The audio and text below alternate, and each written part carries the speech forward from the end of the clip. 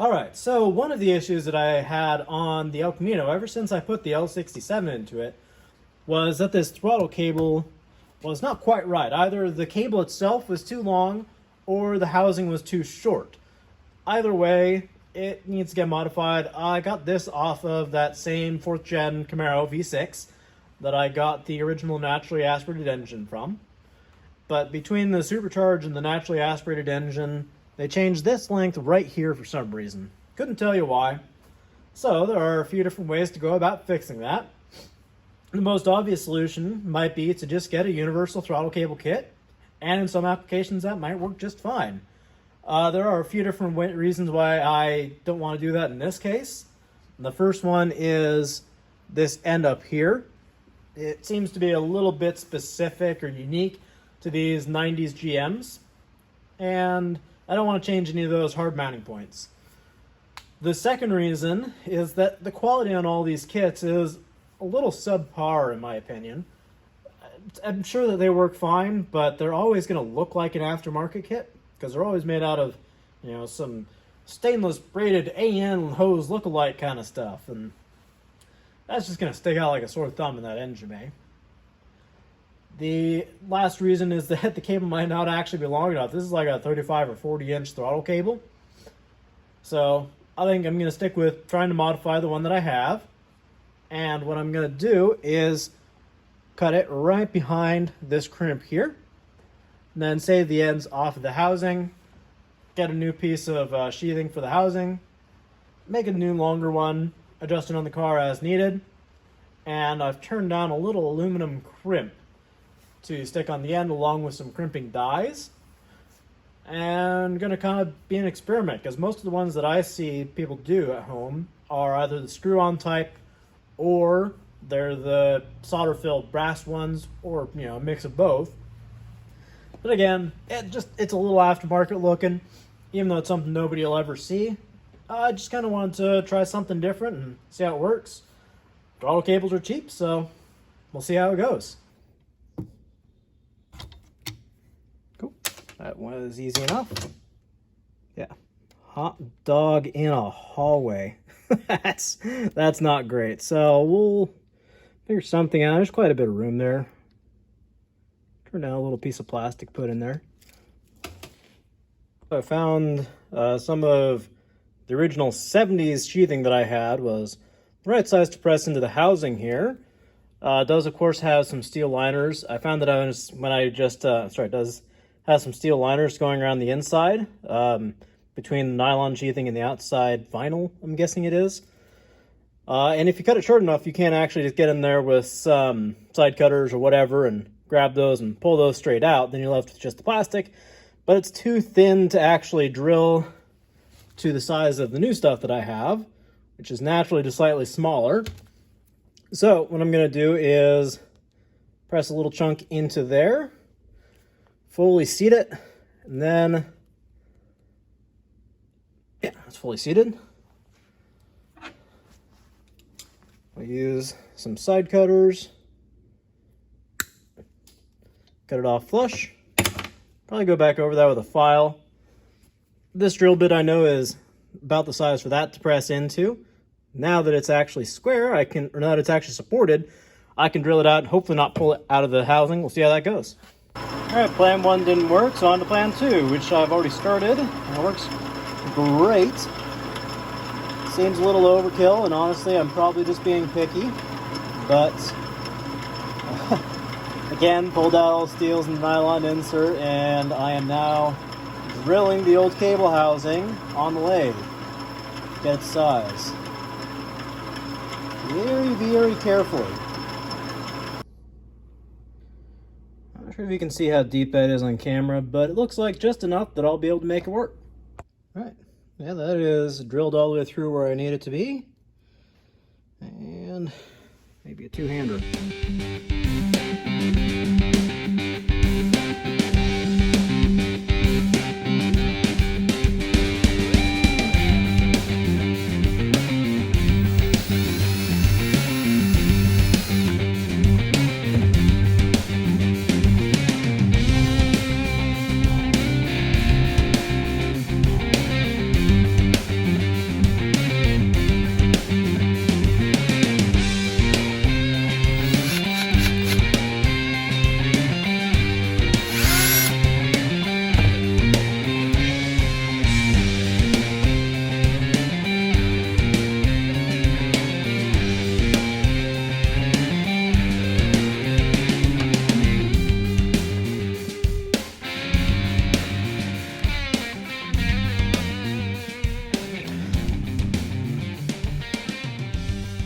more bullshit than it needed to be, but it's in there, and in there pretty firmly. I'll probably add a dab of super glue or some epoxy or something just to make sure, but should be good enough for its purpose. Honestly, that part's pretty not mission critical. The important thing is that the cable doesn't get stuck on the sheathing. Another quick note or suggestion, whatever you want to do with it, on these stupid GM connectors at the throttle body on mid-90s, late 90s stuff at least. Take off the little dust protector because the cable fits firmly inside of the housing, firmly through the dust protector, but widens out right there where it sits on a little bulk up. So you can just pop that guy off. It's just comes right off easy.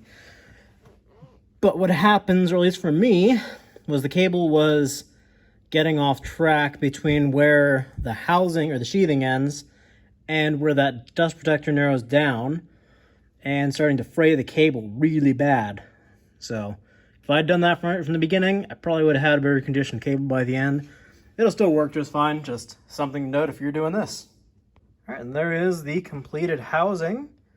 I didn't use any adhesive on these guys. I gave them both a little tug, and they're plenty tight for what they need to do. That also gives me the ability to take it apart if I need to again in the future for final adjustment or whatever the case may be. Something I would recommend if you're doing this and you're using these stupid GM connectors they insist on using at the firewall, get 2 of them that are exactly the same. That way you can just measure right off of there, put a little tape mark or whatever to make sure that you're fully inserted and have the correct length, rather than having to measure from your datum here at the firewall. If you have 2 different ones like this, for instance, functionally the same, but physically different. Here's what it is. I could have done it, but I didn't feel like doing it twice because I just know somehow that would have gotten messed up. Gonna go ahead and call it quits for the day. The next thing I need to do is make a little crimping die for this ferrule and get that guy on there, and this cable should be good to go. So that's coming up next.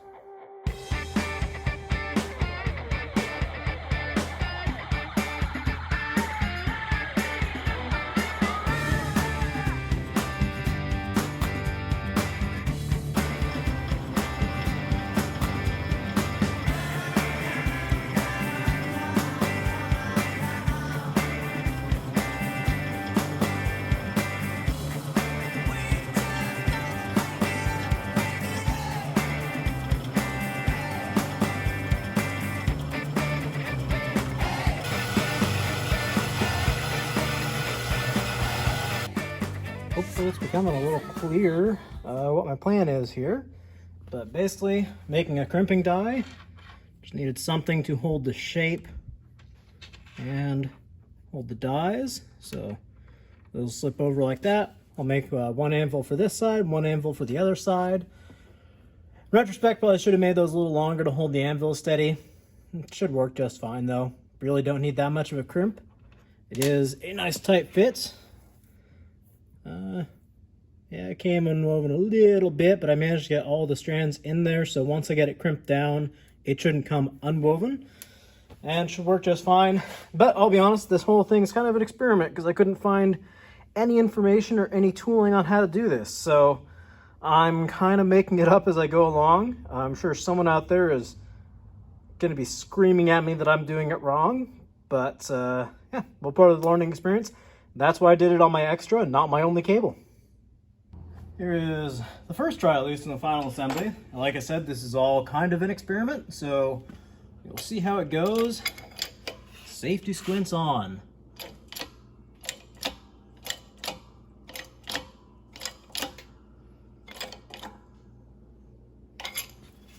Okay.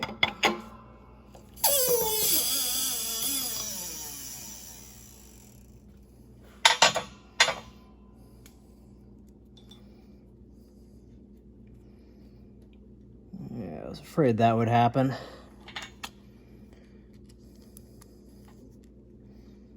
Have to hammer that out. All right, there it is, all wrapped up. Not sure how well that's going to come across on screen, but you can tell pretty severe amount of crimp action going on there, actually.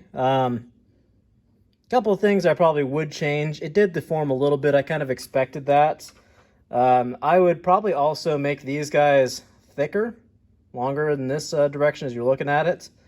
And then actually run a couple of flathead screws or something, or even bolts. It doesn't really matter. There's enough clearance. And use that as an actual die to hold the shape.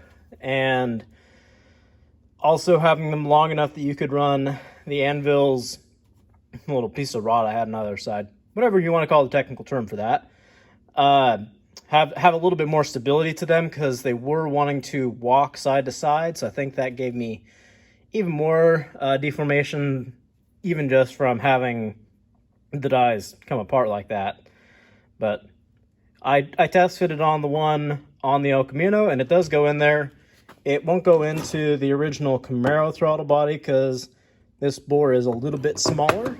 I could clean it up for that, but it goes in the one on the car, and that's what I actually care about. So now, fingers crossed, all of my measuring and checking worked out right. Here it goes.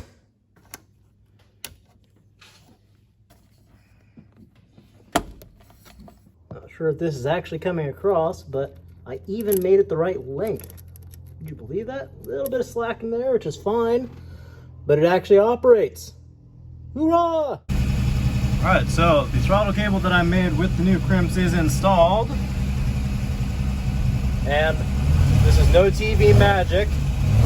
It's actually working.